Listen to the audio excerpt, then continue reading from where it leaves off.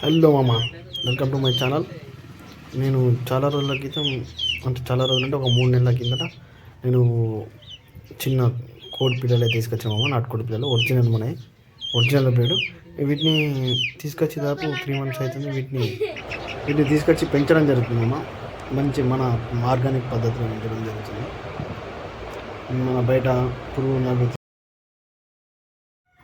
కానీ మామ, ఈ నాటుకోళ్ళు ఏంటంటే మనకు జిల్లి మంచిగా మన దగ్గరికి అలవాటు అయిపోతాయి.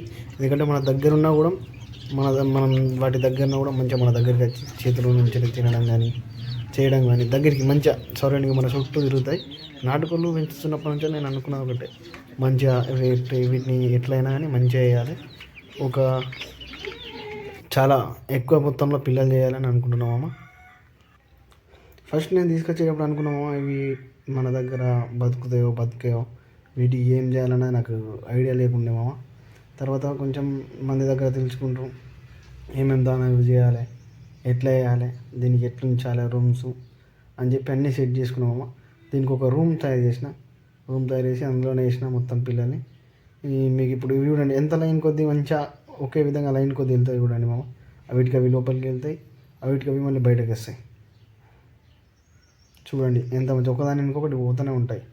మనం వీటిని ఏమనాల్సిన అవసరం లేదు. వీటికి అవే తింటాయి, మళ్ళీ లోపలికి వస్తాయి, మళ్ళీ వాటికి దానా టైంకి మళ్ళీ బయటకు వస్తాయి. ఇప్పుడు వేసవికాలం కాబట్టి కొంచెం వాటర్ ఎక్కువ పెట్టాలి వాటికి. ఎందుకంటే వాటర్ ఎక్కువ పెడితే పిల్లలు మంచిగా వాటర్ తాక్కుంటూ ఉంటాయి. ఫుడ్ డైలీ 3 times ఇవ్వాలి.